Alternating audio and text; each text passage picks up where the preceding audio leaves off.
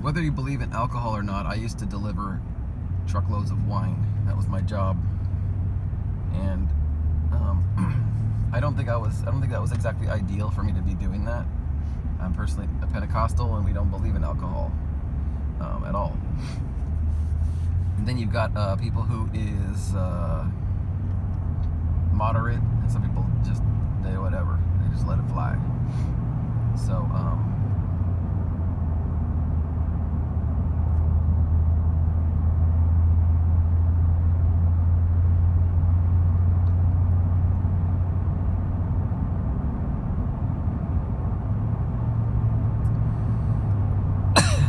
I was talking to a guy who puts the stuff away.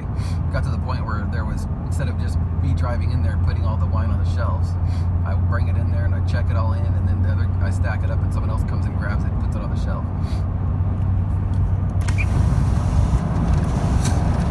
So one of our competitors had a guy, and I see him all the time. He's always in the stores all the time, so you see all the same people all the time at all the different stores, randomly. And then he was complaining about this, that, and the other. He had 3 complaints that was extremely frustrating. It was something that's been bugging him for a really long time. I think that's what it was. Because I remember I felt like I was answering a lot of his questions as far as why does it have to be like this? Why does it have to be like this? And then the only thing I can remember is that, like, you know, there's a case of wine, and then in the case there's like 12 bottles. And you know, a lot of times the store will order only like 3 bottles of one flavor, sometimes even 1, but some, you know, oftentimes it's 3 or 6. But not always a case. So either a case or 3 or 6 or 12. Kind of a pretty standard amount of what the wine will be going into stores. 3, 6, or 12. And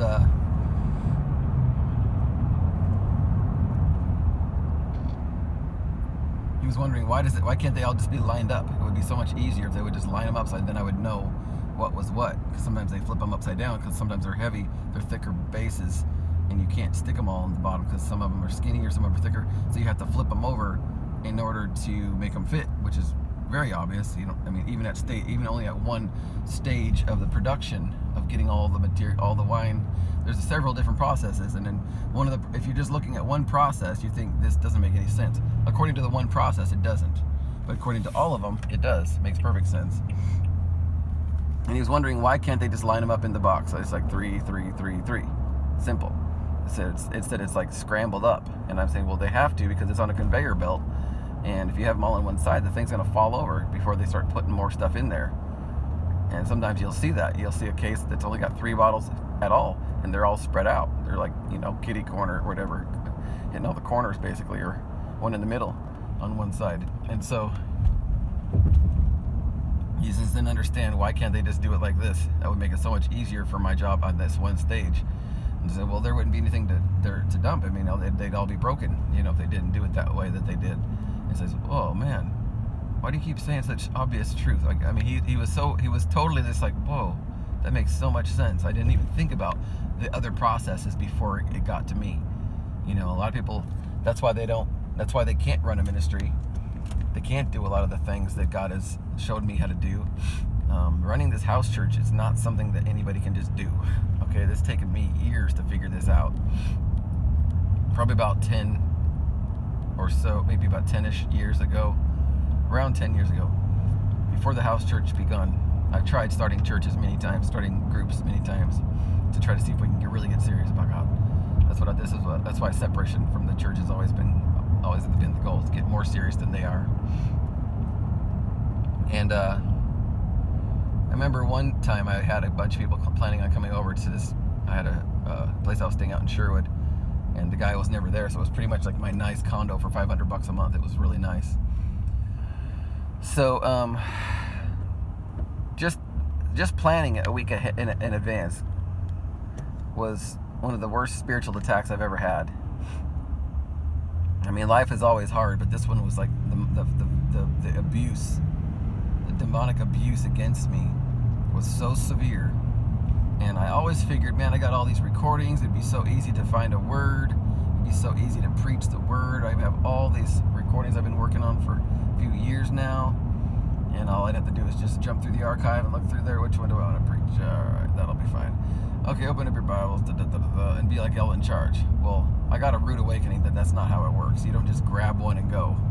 I looked through there and I barely got a little glimmer of light for like 2 or 3 of them out of just tons and tons of them. For years I record stuff all the time, and God barely gave me, and it was all the easy ones. It wasn't the harder messages. It was almost like skip tons and tons of hard messages just to get to a few easy ones, and that was all that the Lord would confirm for me. And I'm like, okay, well, at least I know what I'm talking about.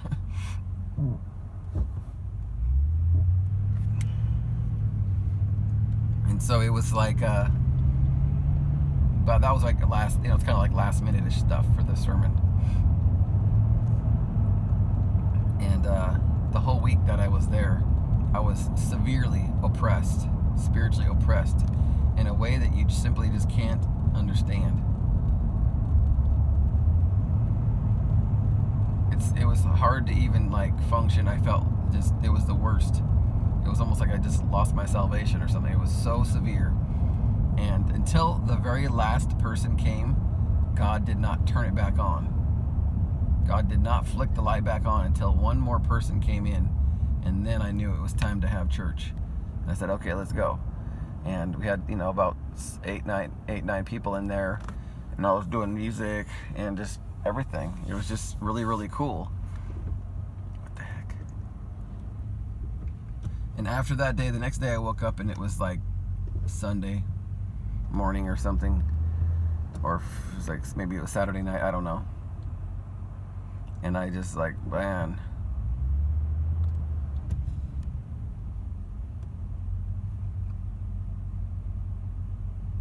I said, anybody who preaches in the pulpits, I have the utmost respect for them now. Never in a million years would I have ever known how difficult it was to do that until I was the one actually sitting in that seat. No clue. It's the same as me looking at drummers. I mean, I can play a pretty good amount of drum stuff, and a lot of stuff that I see people do, I can do pretty much what they're doing, it seems like. But if I was to actually sit next to them and them to play their little thing and to see if I could actually pull it off and to play with the music and everything, it isn't something that they just sat down and did, There's some bands that you could do that with, but other bands, you can't just jump in there and do it. It's something that they've been training and never letting up on for so many years that it's just built into their blood, and they're much better at it than I am. But I remember one guy, he always saw me, he knew I was running a little home group, and that was such a long time ago, it almost seems like it was probably like months into it or a couple years into it or something like that. He always asked me, are you still doing your house church? And he'd just shake his head like, man. And even after he quit his job, I didn't see him on the route anymore, but I saw him around town, and he'd kind of like give me the nod or something like that, or flag me down, and are you still doing your thing? And I'm like, yeah. And he's like, man, how do you do that? How do you keep doing it? I couldn't understand that. It's like, because there's something that you can't lose sight of, and that's if God called you to do it, then you listen to Him. You don't listen to any other voice. You don't ever say, well, I got here, so now I gotta tune God out and look at something else now. How dumb can someone be, really? You're doing this for God originally, so why would you let it turn into something else later on? Well, if God says to do it this way, and then later on God says to do it a different way. Well, if God really said to do it different, then follow God. That's all there is to it. What is going on here?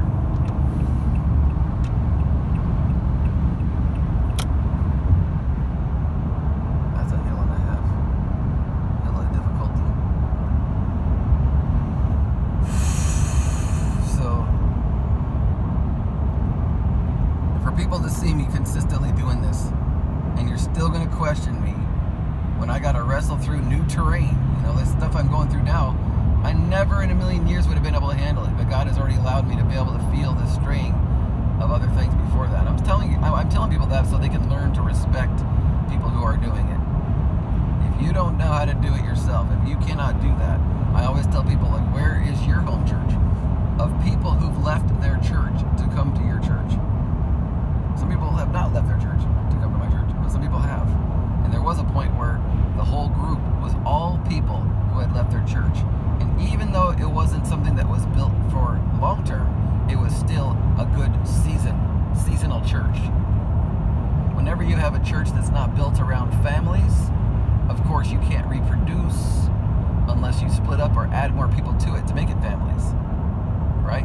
So therefore, the singles churches where it's all street preachers and all super weird people or super into this, super into that, if it's not built on families, it can't reproduce. Therefore, it's only a seasonal church. Didn't say it wasn't true, I just said it was seasonal. Now try to stay that awesome in the spirit while you actually have families, while you have responsibilities that are much more significant. I'd like to see that. That's what I'm going to be trying to learn now. And if I really come to terms instead of waiting, God never blessed me with a wife who is in big business, making all kinds of money. No, I'm gonna be the one taking in most of the money. Most of the money, running everything, will be on me. That's a whole foreign concept for me, because I've been getting taken care of. People let me live with them for free for years, and soon it's gonna be coming the time where I'm gonna be running the whole show financially. In fact, I'm so wanting to run the whole show that I don't even want there to be any support, child support, coming in. I want the divorce to be final. It's like if I'm gonna be walking with this lady, then I'm gonna be walking with her, and her daughter's now mine.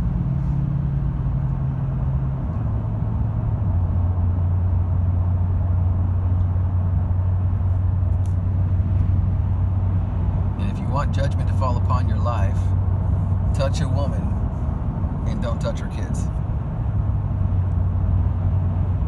You're going to be able to embrace a woman. If you don't embrace the children as your children, judgment of God will reign upon your life. The judgment of God will reign upon your life. If there's some special circumstance where it simply can't happen, Brother Robbie, then fine. I don't know how that's not possible, but I'm telling you, you touched the lady, you touched her kids. I mean, you're responsible for her, you're responsible for all of them in an appropriate, in a responsible and godly way. Life is extremely demanding to do it right. Whenever you see someone who's always careless all the time, it's because they don't feel that. They feel the view of a child. Who's going to take care of me? It's never, I know I can do this on my own. It's someone's going to take care of me. That's the mentality of a child. The mentality of a child.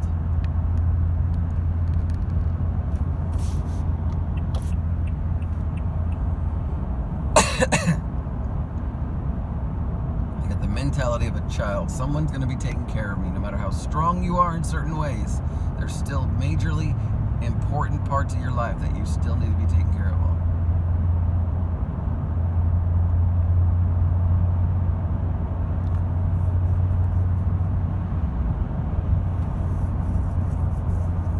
Is there anything childish in you, baby? Like, immature? Is there something in your life that you would look at and say, if I was a pastor, if there was a pastor who was exactly like me, had all the same things in my possession, had all the same patterns and thoughts and lives of everything, would I look up to them and say, now that is a good man? If you would not look up to yourself, then you would not look up to that, then how do you expect anybody to look up to you?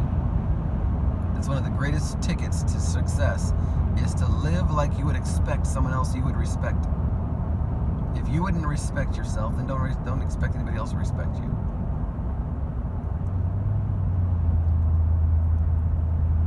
Do you respect the man who just wants to live under the care of other people all the time?